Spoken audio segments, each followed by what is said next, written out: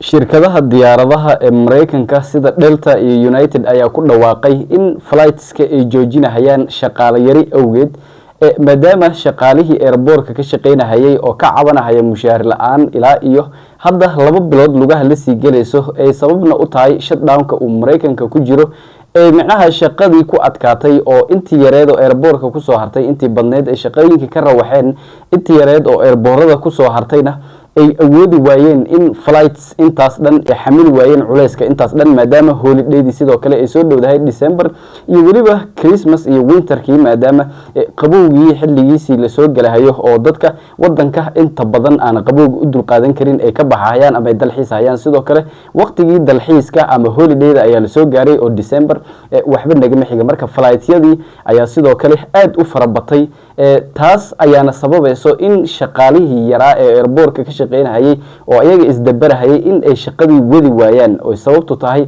mushaar la'aan iyo in jeebkooda oo markii hore ay iska bixin jireen oo waxba isbixin waayeen hadda iyo wixii ka dambeeyaba sidoo kale shutdownkii ayaa sii daba dheeraaday senataradii ilaa iyo hadda Mareykanka ismayna arag marka arintaas ayaa waxay saameyn ku yeelatay airportada Mareykanka ugu waaweyn iyo dadkii flightska in ay iska kansalaan oo wax macnaha ay sheegay holidayadii iyo wax walba la galaafto shutdowngaas awgeed sida ognahay airportada ugu waaweyn Mareykanka waxa kamid ah MSP ama Minneapolis-St. Paul International Airport oo halkaasi Somali fara badan aad u isticmaasho airportada wadanka ugu waaweynna uu kamid yahay sidoo kale waxa kamid ah O'Hare International Airport oo ku yaalo Chicago iyo midkii kale ee New York ku yaalo saddexda airport ayaa la sheegayaa caqabada ugu weyn in ay ka timid maadaama rakaabka ugu badan ay ayaga ka bixi jireen shaqaalaha ugu badan oo airportadana ay ayaga macnaha ay sheegay saameynta ugu weyn ay lahaayeen balse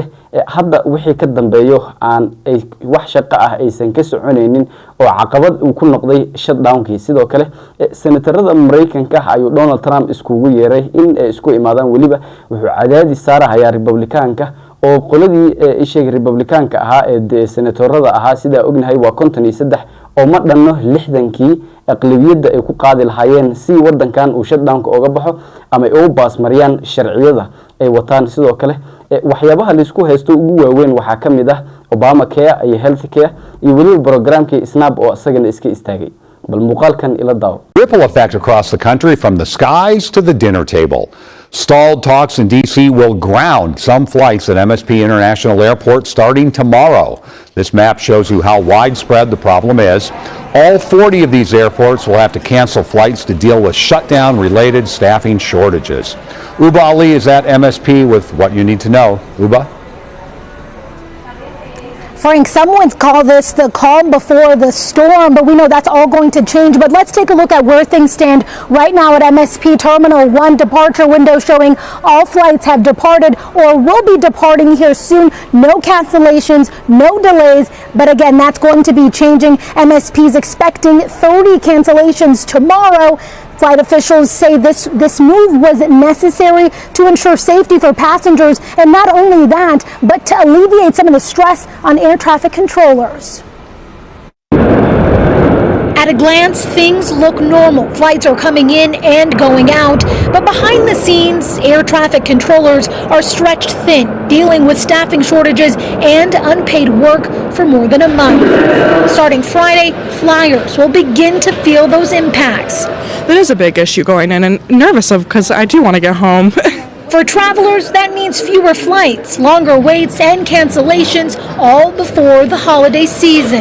I hope we get out of here safely and well today, and I hope this all gets resolved before we get back. Good afternoon. Federal officials say airlines have to cut back across dozens of major airports, calling the cuts necessary to reduce stress and ensure safety. The ones that might be in trouble, however, are these smaller regional flights. Nationwide, Delta announced it's canceling 170 flights tomorrow. United says it will cut about 200. Sun Country says they will be adjusting flights and will contact impacted customers. And that's just the start. A 4% reduction begins tomorrow, ramping up to 10% by mid-November. From MSP, a full 10% cut would be something like 40 flights in a day. Gunnar Olsen with Thrifty Traveler says when flights are canceled, passengers have rights. but the airlines are being a little extra lenient right now with the refund requests. So go ahead and get a refund. So how can you stay in control in what is to be a very chaotic next few days? Well, one is to check your flight status frequently. Airlines hope to push out that information if your flight's canceled or delayed quickly. Also, travel light. Check baggage could also make things a bit more difficult if changes do happen. And remember, many airlines are waiving fees for flyers who want to refund or change their flights altogether. Frank. waxaasoo dhan ka sii daran in shayga falaydyadii internationalka ahaa oo dhan ay baaqanahayaan oo sababtu tahay wadamadii ay u dhoofi lahayeen in ay soo dirahayaan waraaqo in ay cancel gareeyaan shirkadihii flightska ayaa sidoo kale ama travel agencyadii sida United iyo waliba Delta shirkadihii diyaaradda ayaa ku baaqahayo in dadka loo soo celiyo lacagtooda. Federal agencies-ka ayaa sidoo kale sheegahayo in dadka lacagahooda loo celiyo maadaama ay culayskaasi qaadi karin ama airboorada ka sii shaqeyn karin oo ay sidan shaqo ku socon karin. Shutdown-ka ayaa waxaasoo dhan u sabab ah. Waa shutdown-kii ugu dheeraa abid ee Mareykanka soo maro 37 maalmood ayuu hadda sii marahayaa. Wuxuu 2 maalin dhaafay shutdown-kii ugu dheeraa in the history of the United States shutdown. Marka waxaasoo eed ah waxaa dusha saaranahayo qolooyinkii Republicaanka ahaa oo diidan in shuruuc macnaha ay sheegay markii horeba intact ahaa oo waqtigooda uusan dhamaanin in ay dadajiyaan uu ka mid yahay Obamacare ama Medicare iyo waliba programkii dadka vulnerable-ka ah ee masaakiinta ah lagu caawinayay ama aan awoodin in ay isku filnaadaan SNAP.